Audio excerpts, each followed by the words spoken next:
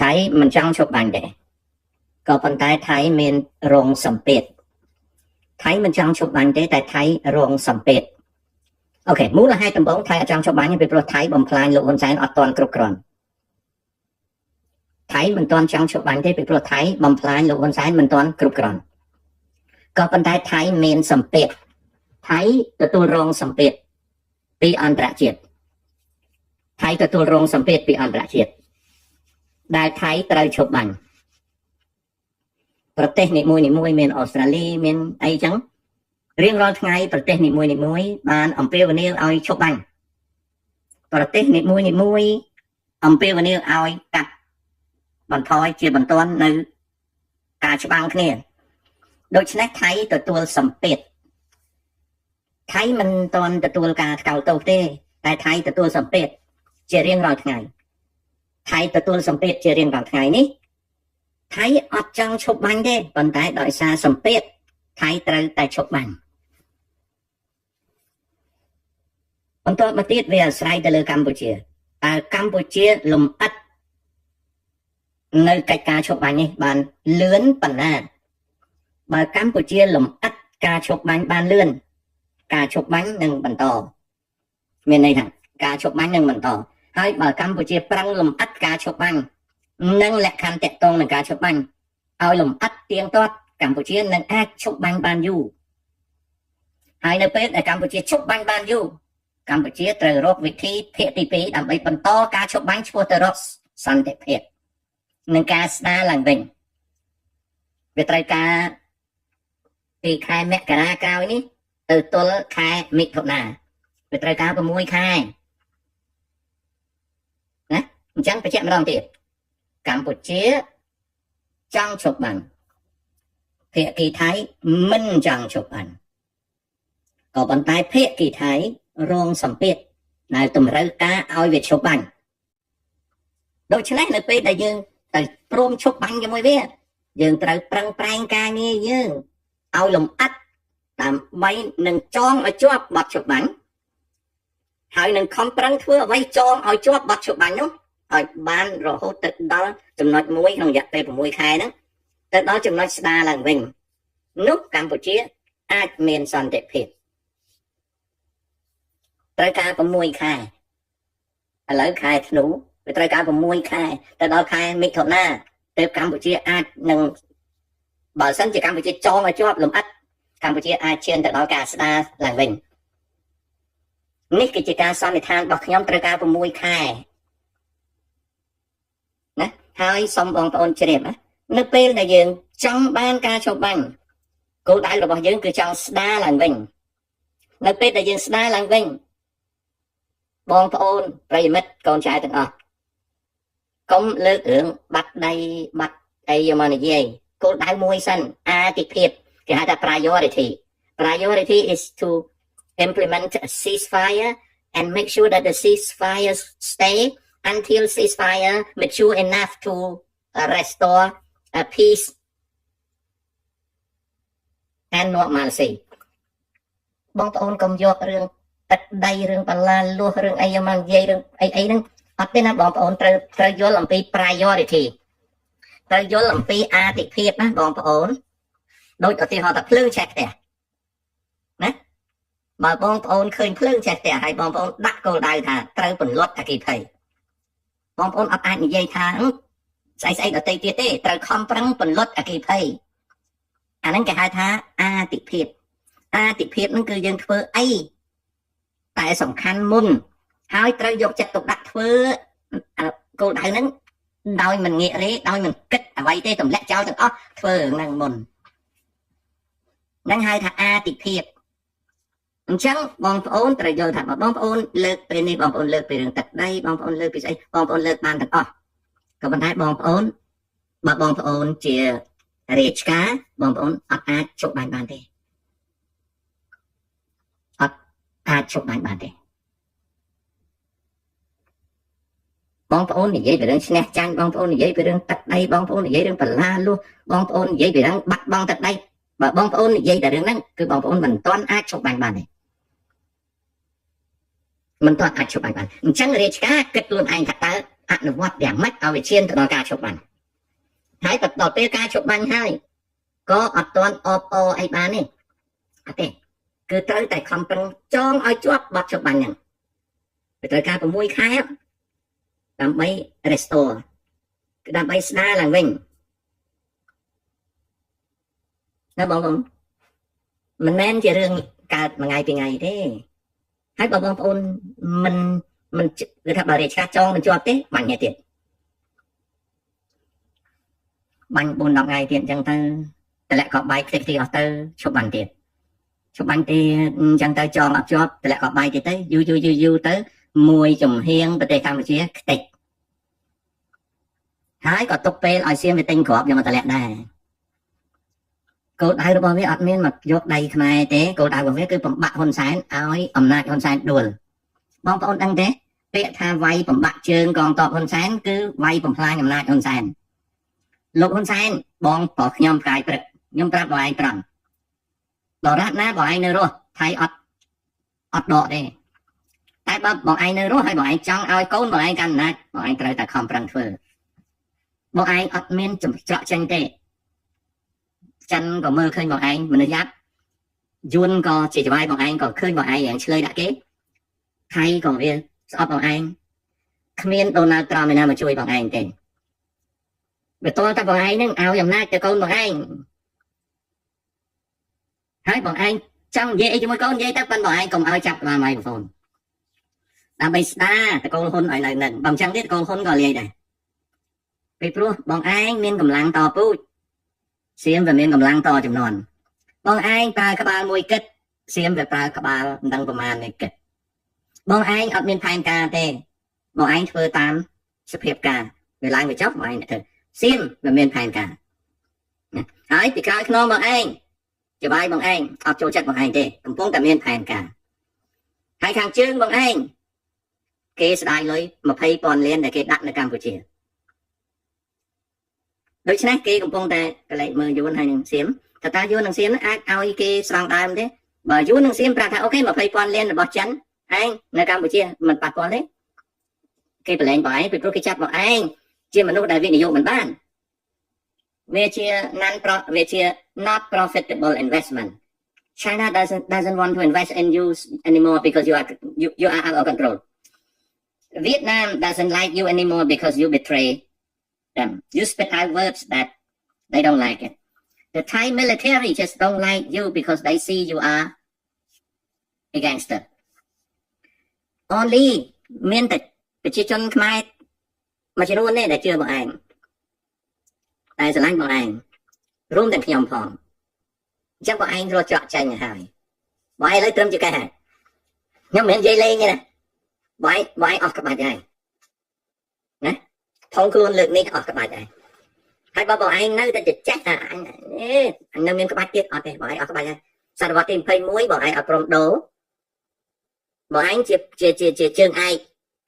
សតវត្សទី20ដូចខ្ញុំអញ្ចឹងខ្ញុំរៀន programmer ខ្ញុំមាន programming ខ្ញុំមាន experience ខ្ញុំធ្វើការ40 ឆ្នាំណាហើយខ្ញុំធ្វើការនៅក្នុងទីធំ27 ឆ្នាំកន្លះក៏ខ្ញុំមិនអាចប្រៀបនឹងបច្ចេកវិទ្យាសប្តាហ៍ទេអ្នករៀន computer science សប្តាហ៍មកនិយាយមួយខ្ញុំដូចអាឡេវអញ្ចឹងខ្ញុំគ្មានចេះអីទេសូម្បីតែកូនខ្ញុំនិយាយមួយខ្ញុំស្ដាប់វាមិនបានផងបងឯងល្មមតាំងថាហ៊ុនសែនចូលដល់សម័យកាលគេត្រូវដាក់លើធ្នើដូច្នេះហើយដើម្បីនឹងកិត្តិយសបងឯងត្រូវតែឲ្យអំណាចទៅកូនបងឯងហើយហ៊ុនម៉ាណែតលឺខ្លួនឯងចូលចិត្តខ្ញុំមិនចូលចិត្តខ្ញុំមិនដឹងធ្វើម៉េចទេខ្ញុំស្រឡាញ់ទាំងអស់ស្រឡាញ់ឲ្យខ្លួនឯងប៉ុន្តែសូម្បីតែអេក្រង់ខ្លួនឯងកាន់មីក្រូហ្វូននិយាយក៏មិនដូរពណ៌ដែរខ្ញុំថាដូរទៅហុងស្រួយវាខុសគ្នាកុំឲ្យដូចឪពេកអានិយាយក៏ធ្វើដែរដូចឪអាអេក្រង់ខាងក្រោយពណ៌ dark green ហើយអា lettering នៅខាងក្រោយនេះ you don't clone your dad you don't កុំឲ្យចម្លងឪយកមកអត់ទេ your dad is no longer exist in today's advanced political situation and technology មានន័យថាណែឯងត្រូវតែធ្វើ brand ខ្លួនឯងចូលចិត្តខ្ញុំចូលចិត្តខ្ញុំមិនដឹងធ្វើម៉េចទេបើខ្ញុំនិយាយដល់សេចក្តីស្រឡាញ់ណា Don't copy your old man ដោយអារឿងប៉ូលីសញូវយ៉កមួយគេហៅអីNYP New York Blue គេហៅ The Blue Blood អីណានៅរឿងមួយកុនភេទមួយឈ្មោះ blue blood ចឹង blue blood ចឹងឬក៏ blue អីចឹងណាអាហ្នឹងនិយាយអំពីពួក Irish ដែលមកកសាងភូមិឋាននៅទីក្រុងញូវយ៉កកាលពីគ្រិស្តសករាជ1800ហើយក្រោយមកហ្នឹងក៏คล้ายទៅជាគ្រួសារដែលចូលធ្វើប៉ូលីសច្រើនណាប៉ូលីសនៅទីក្រុងញូវយ៉កធំមានពួក Irish ច្រើនមានទីក្រុងតូចមួយនៅក្នុងទីក្រុងញូវយ៉កឈ្មោះ City Island នៅក្នុងសង្កាត់ Bronx ខ្ញុំចូលចិត្តទៅញ៉ាំអាហារនៅកន្លែងហ្នឹងម្ដុំហ្នឹង100គ្រួសារ98គ្រួសារមានបងប្អូនកូនចៅម៉ែឪធ្វើប៉ូលីសយប់ឡើងគេបិទភូមិគេហើយអត់មានចៅណាចូលបានទេបងម៉ៅអីទៅអត់ទៅដល់គេវាយខ្នោះគេហៅ City Island កន្លែងហ្នឹងមហូបសមុទ្រឆ្ងាញ់ខ្ញុំចូលចិត្តតែញ៉ាំបកងញ៉ាំអីហ្នឹងណាគេមាន tradition គេគឺមកពូជម្បោគេតែងតែធ្វើប៉ូលីសណាប៉ុន្តែតាំងពីជីតារហូតជាអគ្គនាយកប៉ូលីសរហូតដល់កូនឪក៏អគ្គនាយកកូនអគ្គនាយកហើយកូនស្រីសិតតែជា district attorney ជា DA ទាំងអស់សិតតែជាគេហៅថា DA គឺថានៅស្រុកខ្មែរអត់មានទេស្រុកខ្មែរគេហៅសភាស៊ើបអង្កេតក៏គេហៅចៅក្រមស៊ើបអង្កេតប៉ុន្តែនៅនេះគេហៅសភាចារៈបរិបទណាសភាចារៈបរិបទ DA ណា district attorney ទោះបីយ៉ាងណាក៏ដោយការបន្តពូជណាគឺវាមានផ្លាស់ប្ដូរវាមានខ្លះក៏ស្លាប់វាមានខ្លះក៏ជាប់គុកវាមានខ្លះក៏ជោគជ័យនឹងការបន្តពូជចឹងឆ្លើយប៉ុណ្ណឹងអារឿងថាសៀមវាដូរសៀមវាមិនចង់ឈប់បាញ់ទេតែវារងសម្ពាធអន្តរជាតិត្រូវតែឈប់អូខេ the modern you are right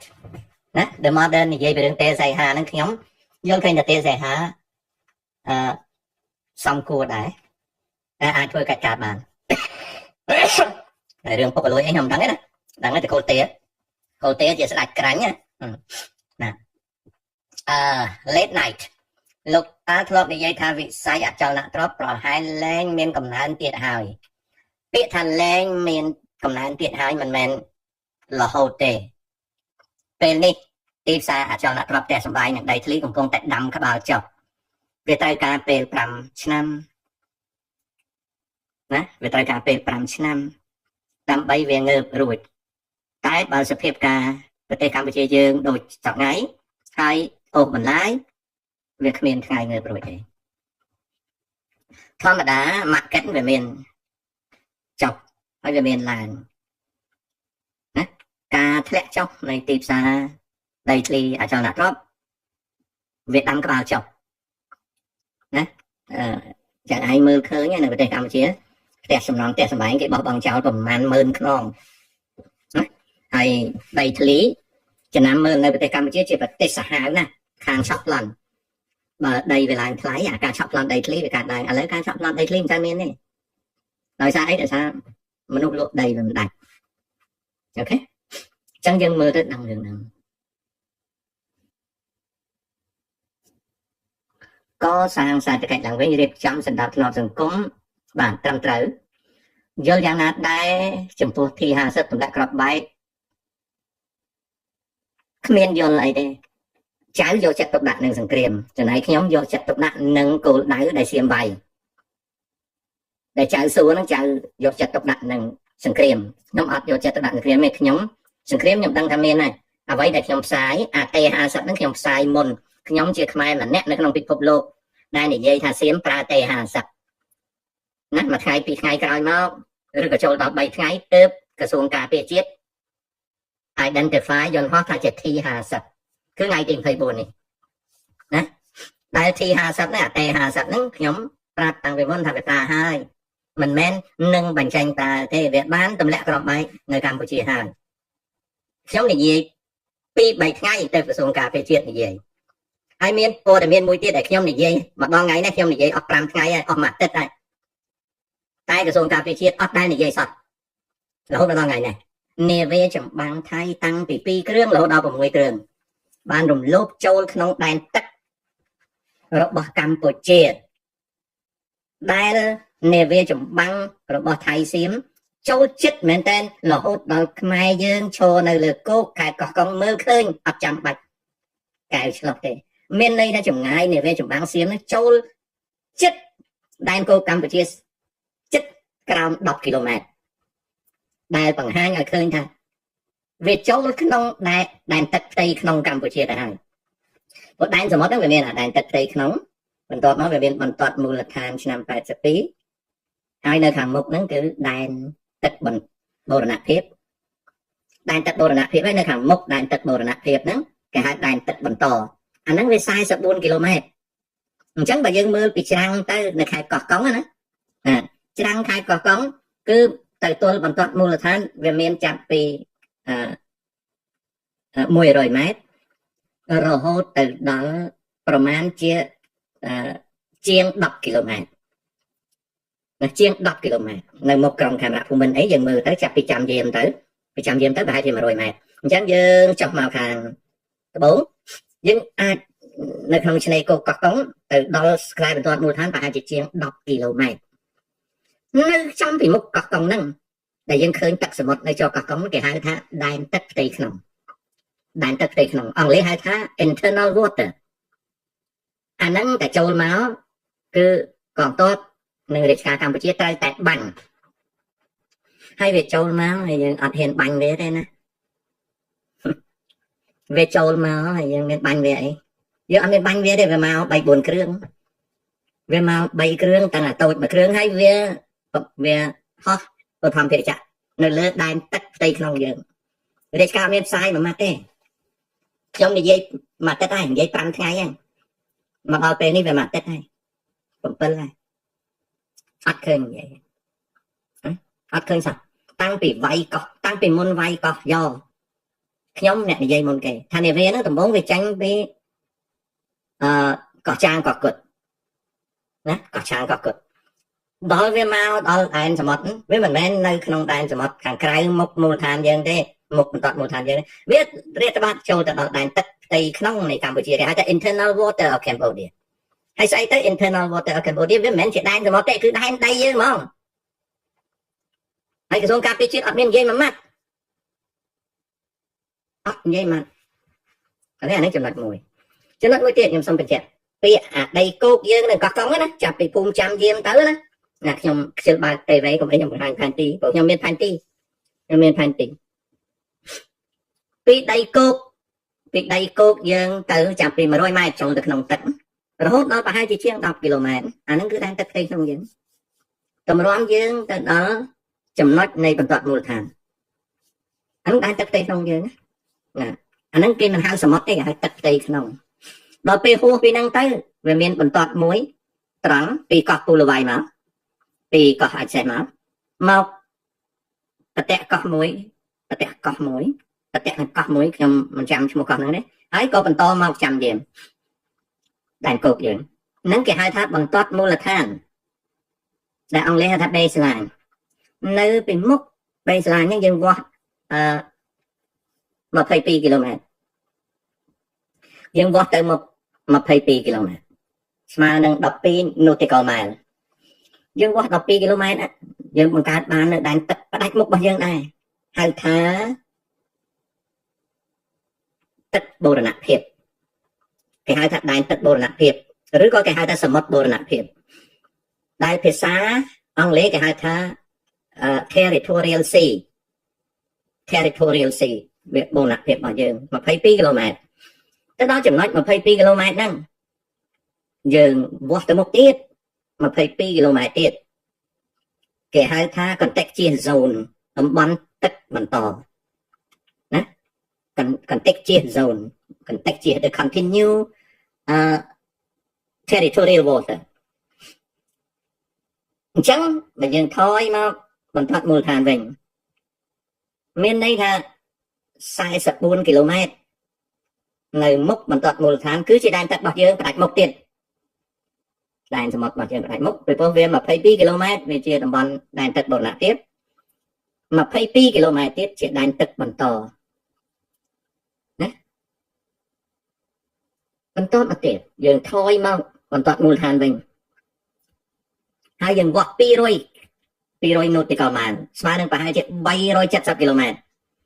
វាជាតំបន់សេដ្ឋកិច្ចផ្ដាច់មុខរបស់កម្ពុជាអាហ្នឹងក៏ដែនទឹកផ្ដាច់មុខរបស់យើងឥឡូវមិននិយាយទេនិយាយប៉ុណ្ណឹងណានិយាយតែប៉ុណ្ណឹង 370 គីឡូម៉ែត្រនៅមុខបន្ទាត់មូលដ្ឋានយើងសៀមរាតត្បាតទាំងអស់សៀមរាតត្បាតទាំងអស់រីឯកងទ័ពជើងទឹកអត់ហ៊ានតែចិត្តទេខ្ញុំអត់បន្ទោសទេខ្ញុំអត់បន្ទោសទ័ពជើងទឹកយើងទ័ពជើងទឹកយើងយួនរៀបមកប៉ិនអាចមកគ្នាបានតែយកលុយនេសាទដាក់ប៉ៅឲ្យមេទេរីឯការការពារដែនទឹកគ្នាធ្វើមិនកើតទេវាតិចពេកហើយនាវាធំរបស់យើងដាំខ្ទឹមមកហើយចំណែករបស់ដែលមានបើកនៅក្នុងសមុទ្រមានតែនាវាល្បាតទេគេហៅកណូតល្បាតយើងមានកណូតល្បាតអត់អាចទៅធ្វើអីបានទេទៅដល់សៀមបាញ់លិចអស់ហើយមិនទៅចិត្តគេបានណាហើយក៏លោកហ៊ុនសែនដូចជាអត់មានដឹងថាបញ្ជាតបមិនទេនិយាយចាំទៅអត់មានទេហើយកងទ័ពជើងទឹកយើងយួនវាបង្កើតឲ្យនេះបានត្រឹមតែ Shoreline Patrol Force ទេស្អីទៅហៅថា Shoreline Patrol Force យួនវាបង្កើតកងទ័ពជើងទឹកឲ្យ CPP គឺសម្រាប់តែល្បាតឆ្នេរទេរឿងអីបានវាបង្កើតអញ្ចឹងពីព្រោះយួនវាមានត្រូវការឲ្យកងទ័ពជើងទឹកយើងខ្លាំងណាស់ហើយចំណែកហ៊ុនសែនក៏ប្រគល់ដែនទឹកនឹងឲ្យទៅកូទេដើម្បីឲ្យរកស៊ីដាក់កប៉ៅទៅហើយតកូទេ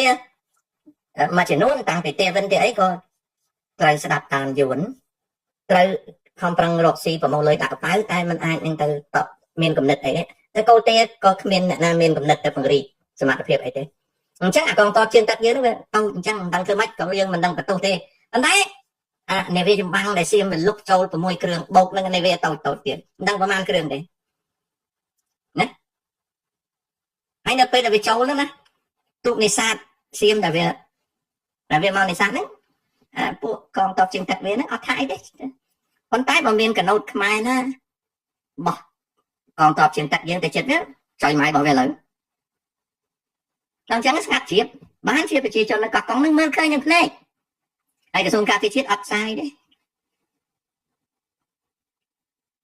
នេះគឺជាអ្វីដែលកើតឡើងខ្ញុំក៏និយាយឥឡូវខ្ញុំនិយាយច្រើនថ្ងៃណាអត់ផ្សាយទេណាហ្នឹងអញ្ចឹង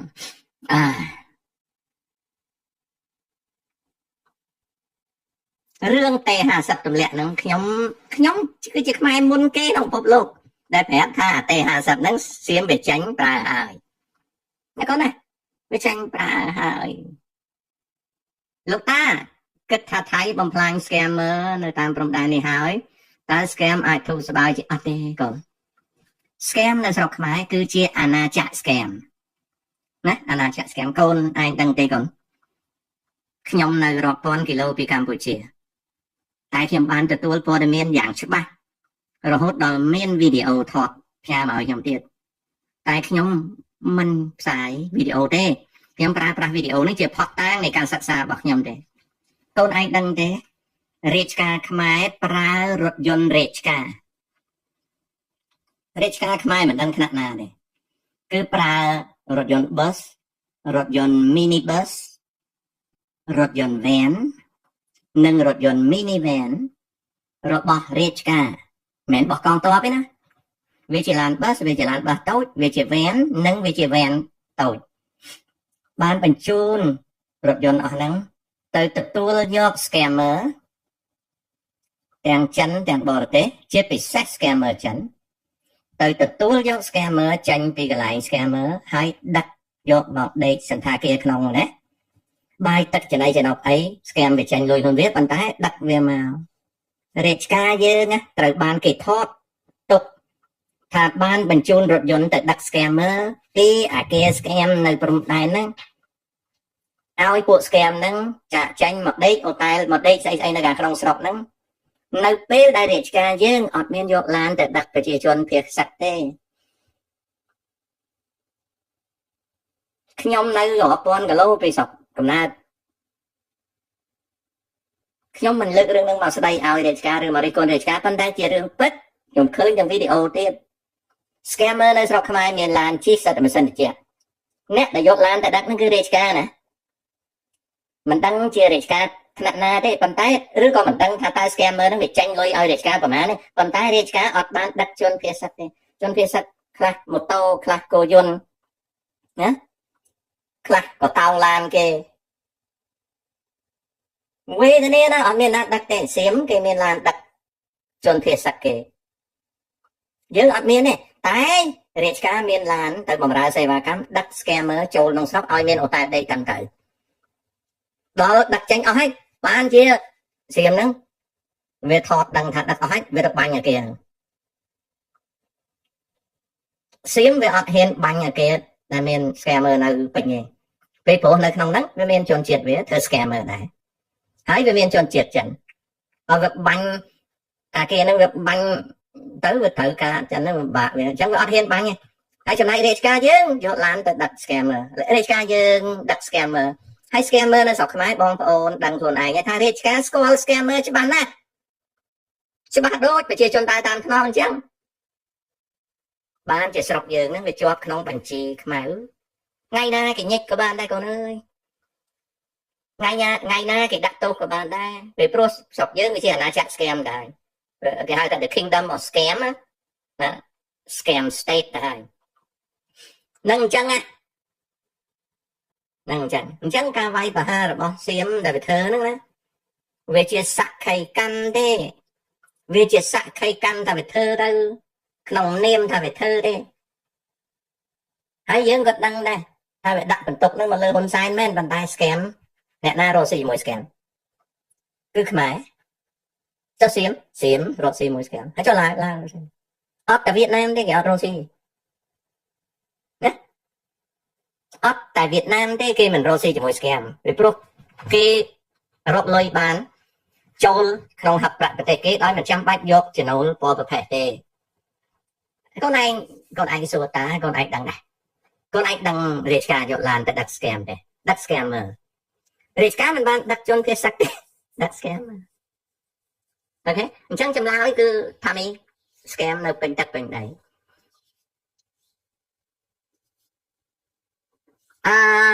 វ៉ាន់ចាំជារី